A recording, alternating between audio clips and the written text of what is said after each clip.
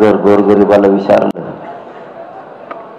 तर गोरगरिबाचा दुवा, गोरगरिबांचा आधार, गोरगरिबांच्या वेदनाची काळजी करणारं न्यायालय, न्याय मंदिर असतं. त्यामुळं न्यायदेवता आमचाही न्याय करणार,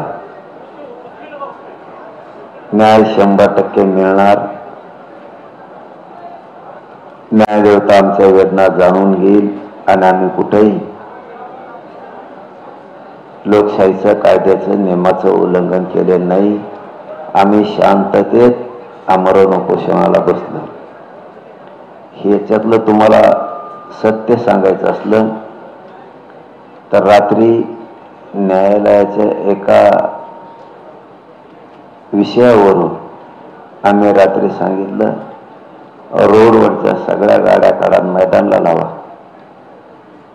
तर एका 4 ते 5 घंट्यात रस्त्यावर आमची एक सुद्धा आमच्या पोरांनी गाडी ठेवली नाही. आता मुंबईत कुठेही ट्रॅफिक नाहीये. न्यायदेवतेच्या रात्रीच्या एका शब्दावरती आम्ही सगळी मुंबई, तिथं कुठेही ट्रॅफिक नाहीये अशा गाड्या जिकडे तिकडे नेऊन लावल्या. त्याच्यापेक्षा काय पालन करायला पाहिजे? दुसरे लोक पालन पण नाही करत. आम्ही न्यायदेवतेचं पालन करतो, कायद्याचं पालन करतो. पुढेही आम्ही न्यायदेवता सांगेल तसं पालन करत राहू, 100% तसं करत राहू. नियमाचं पालन करून आंदोलन आमचं शांततेत सुरू राहणार. काही वेळ आली तरी राहणार. राहिला विषय सरकारचा. सरकारने किती आमच्या विरोधात न्यायालयात जाऊन, इकडे जाऊन, तिकडे जाऊन अन्याय करायचा प्रयत्न केला तरी सरकारला सांगतो आणि फडणवीसांनाही सांगतो, सगळ्या मागण्याची हैदराबादचं गॅजेटियर, सातारा संस्थांचं गॅजेटियर याची अंमलबजावणी झाल्याशिवाय मुंबई सोडत नाही.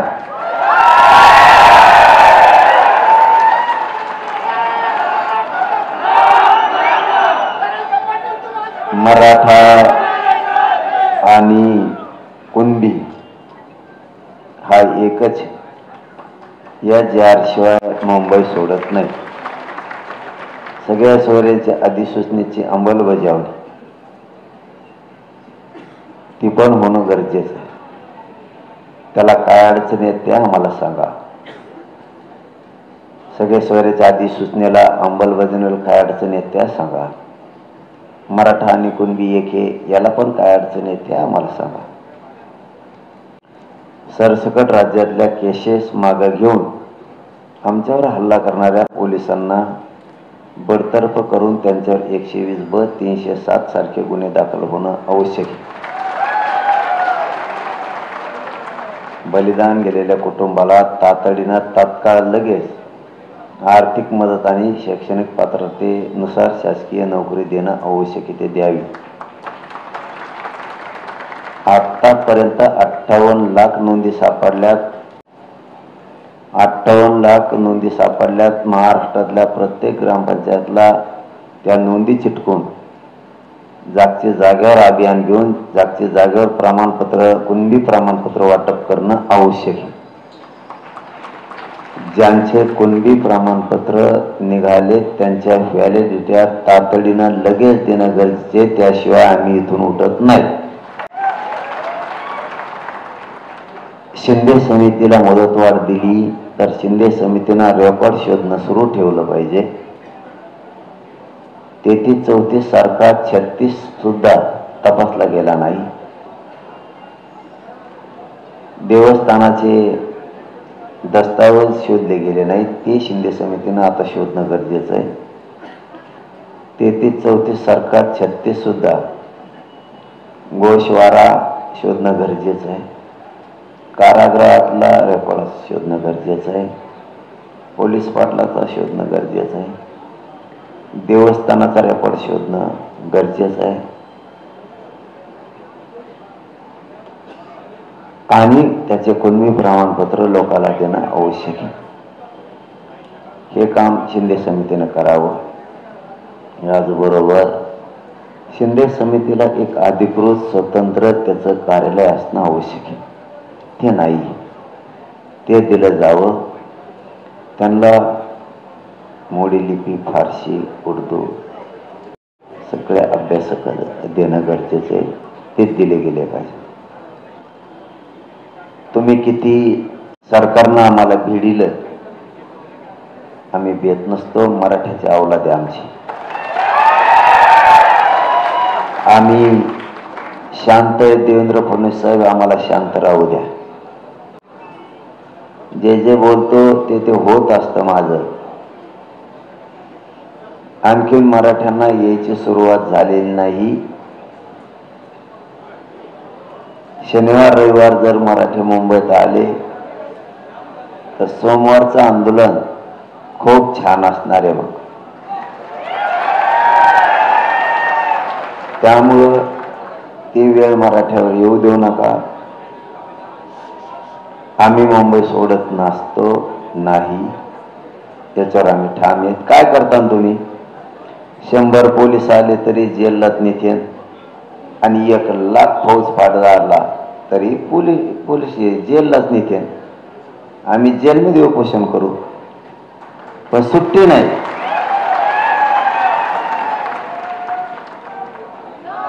तुम्ही एखाद्या समाजावर अन्याय होईल असं वागू नका. मराठ्यांना इथून हुसकून देणं, काढून देणं ही काळजात रोखणारी सल आहे. फडणवीस साहेब, ती ऋतू देऊ नका. तुम्ही काही निमित्त जोडून मराठ्यांना आझाद मैदानावर हुसकून देताल, ती सल, ती झालेला जिवारी वार तुम्हाला मागात पडल. तुम्ही पोलिसांना सांगून अटक करायला लावता, तेही तुमच्यासाठी घातक विषय असणार आहे. पोलिसाला सांगून तुम्ही बाहेर कुठं पोरांना लाठीचार्ज करायला लावता,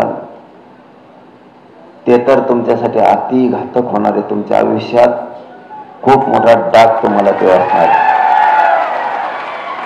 कारण तुमच्याही लोकांना मग महाराष्ट्रात यायचं आहे, हे पण तुम्ही ध्यानात ठेवा. आम्ही मुंबईत आलोत म्हणून तुम्ही मारहाण पोलिसाकडून करायला लावली. तुम्हाला पण, तुमच्या लोकांना, नेत्याला पण महाराष्ट्रात यायचं आहे, हे पण लक्षात असू द्या. त्यामुळं तुम्हाला आणखीन आम्ही शांत आहे. जितका शांततेत तुम्हाला मार्ग काढता येईल तितका तात्काळ मार्ग काढून मराठ्यांचे प्रश्न सोडून गोरगरीब मराठ्यांचा सन्मान करा. त्यांना पोलिसाच्या हातून अपमान करून तुम्ही त्यांचा अपमान करू नका. त्यांचा सन्मान केला तर देवेंद्र फडणवीस साहेब हे गरीब लोक तुम्हाला कधी विसरणार नाहीत. पण जर कधी त्यांचा अपमान केला तर त्यांच्या डोक्यात अपमानाचा बदला घ्यायची चीड तयार होईल. त्यामुळं गोडीत तुम्हाला जे करता येईल ते करा.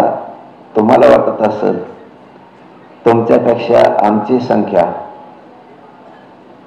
तुम्ही ज्याच्या जीवावर बोलतात त्यांच्यापेक्षा आमची संख्या जवळपास 9.5 पट जास्त आहे. 9.5 पट. त्यामुळे जिकडं नाही घुसायचं तिकडं घुसू नका. आणि उगाच आझाद मैदानातून हाकून देईल, मुंबईतून हाकून देईल, या वल्गाना थांबवा आणि गोरगरिबाला न्याय कसा देता येईल हे काम करा.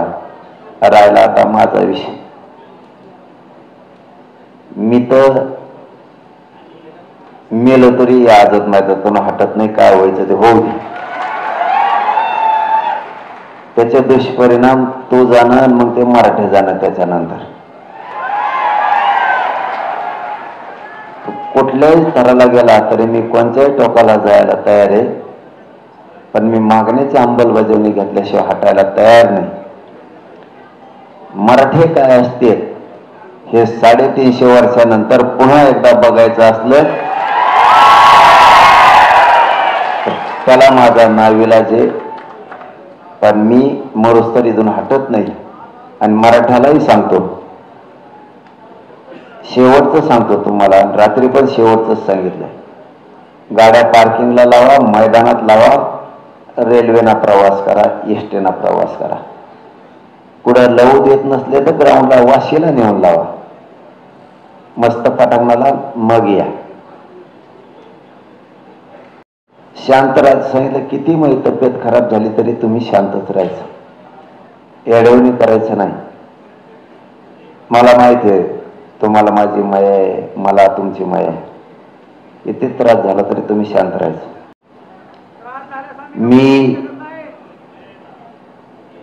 मी मेल्याच्या नंतर तुम्ही तरी पण शांतच राहा, माझं आव्हान. त्याच्यानंतर तुम्हाला काय करायचं तुम्ही तुमचं करा, पण तरीही त्याच्यानंतरही माझं म्हणणं आहे तुम्ही शांत राहा. ही लढाई शांततेने लढायची, जिंकायची. मी मरुस्तर हटणार नाही हे देवेंद्र फडणवीसला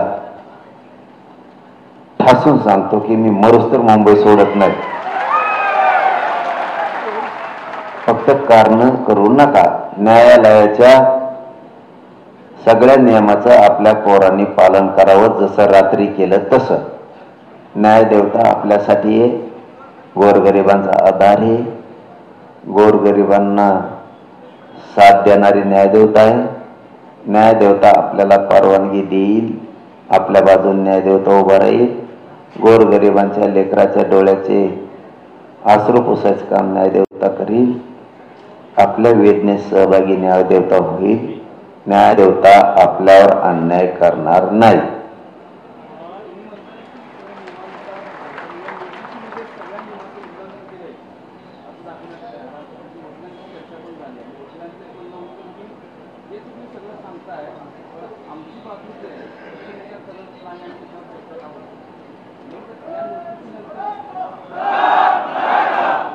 काय उल्लंघन केलं सगळं काय? आता तुम्ही सांगितलं रस्त्यात गाड्यात काढल्या, तुम्ही सांगितलं 5000 लोक ठेवा, इथं 5000 ठेवले. आता काय याच्यापेक्षा काय असते? अरे बाबा, सरकारला नाशकी सवय लागलेली. देवेंद्र फडणवीस उल्लंघन केलं नाही केलं तरी म्हणायचं त्याने उल्लंघन केलं. इथं 5000 लोक आहेत, तुम्ही म्हणले इथं बसू नका, बिचारे इकडे तिकडे रस्त्यावर फक्त थांबतेत. मग कुठं थांबते? 500 किलोमीटरहून लेकर आले, द्या घर तुम्ही त्यांना. सरकारने घर द्यावा, थांबते. मैदानात त्या मैदानावर थांबले. तुम्ही ज्या जागेवर सांगितलं त्या जागेवर 4-5 हजार लोक आहेत.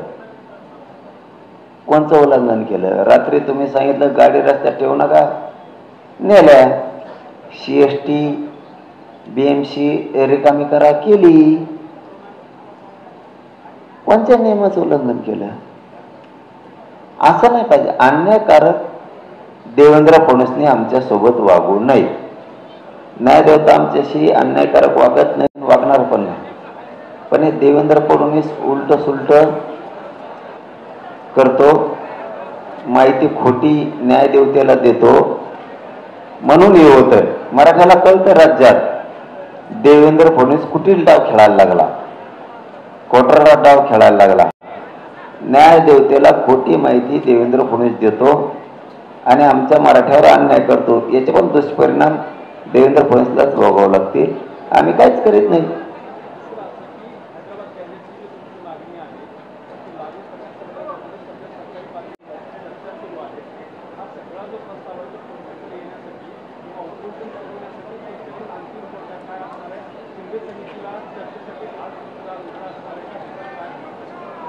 काय शिंदे समिती?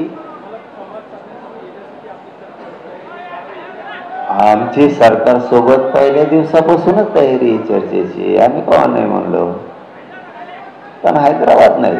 हैदराबादचं पाहिजेच गॅजेटेड, पण सातारा संस्थान सुद्धा पाहिजे. कारण त्या दिवशी ते असं म्हणले मला, इथं शिंदे समिती, औंध संस्थान आणि बॉम्बे गव्हर्नमेंटचं गॅजेटियरच्या थोड्या कायदेशीर काही त्रुटी आहेत, थोडं आम्हाला ते वाचायचं आणखीन अभ्यासात राहिलं. म्हणलं ठीक आहे, पटलं ते. हैदराबाद गॅजेटियर आणि सातारा संस्थांचं गॅजेटियर मला पाहिजे, त्याचा तुमचा अभ्यास झालाय? ते म्हणले हो. मग काय,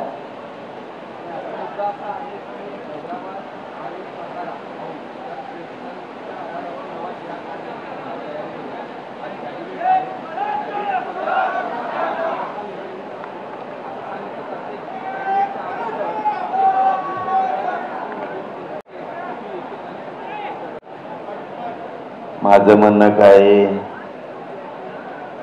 30-35 मंत्री या नाही तर दोघं या, किती या, आम्ही चर्चेला तयार आहेत.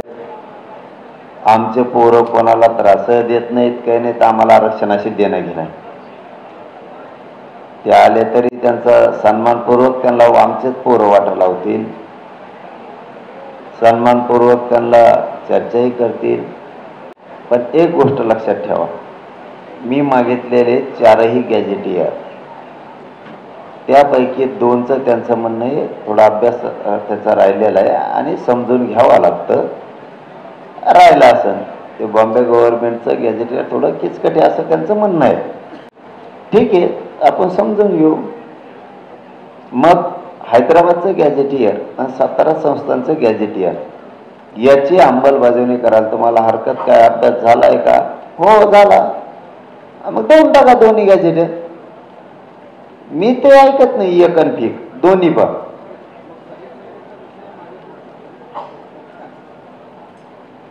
त्या विषयावर त्या दिवशी चर्चा करायला ते माघारी येतो म्हणले, आले नाही. होईल चर्चा. हे बघा, माझ्या समाजाला एक गोष्ट पक्की माहिती, मी कुठलाच मुद्दा मागं राहू देत नाही.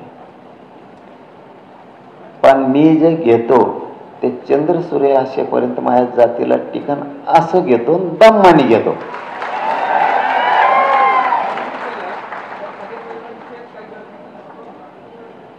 तुम्हाला ते झाल्यावर प्रेस घेऊन सांगेन मी, तोवर मी काही बोलत नाही, खो देत नाही मी कोणाला.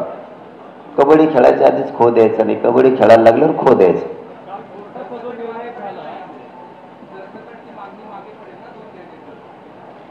तुम्हाला ते जर 2 घेतले ना, त्याच्यानंतर प्रेस घे आणि मग आपण 2-3 जण हिशोब करू, कशाने कशाला काय म्हणतात, कशाने कशाने काय होत असतात. तुम्ही फक्त बघा माझ्या माई, मी जी पूर्वजांनी दिलेली शिकवणी घास घास तोंडात घालावा. एकदाच जर वजळभर घातलं तर काही तोंडाच्या खाली पडत आणि काही नरड्यात गुतत, आणि मग ते पचत नाही तर हाताने तेवढंच बाहेर पडत. त्याच्यामुळं मी माझ्या समाजाला योग्य देतो की जे आयुष्यात कधीच उडणार नाही, पिढ्यांना पार त्यांना पुरण असं देतो, भलं दम्मानी देतो, एवढं आहे. म्हणून मी बरोबर करतो. फक्त पोरावर तुम्ही शांत राहा, मला आणि माझ्या समाजाला डाग लागन, खाली मान घालावं लागन असं वागू नका. माझी तुम्हाला मनापासून विनंती आहे, शांत राहा.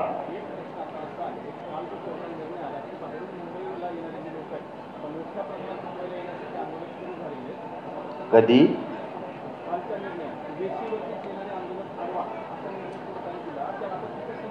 तुम्हाला खरं सांगू का, तुम्ही म्हणताय खूप आंदोलक मुंबईकडे यायला लागलेत, आमचे रिपोर्टर म्हणा किंवा तुमच्या माहितीनुसार मुंबईच्या बाहेर महाराष्ट्रातले मराठी मुंबईकडे यायला लागलेत, तर मुंबईचे वेशीवरती लोक आहेत, त्यांना अडवलं जाईल. इतके चतुर येत नाही पोट्टे मराठीचे. तुम्हाला कोणत्या कोणा मार्गाने ते मुंबईला दिसते शनिवार रविवारच्या नंतर,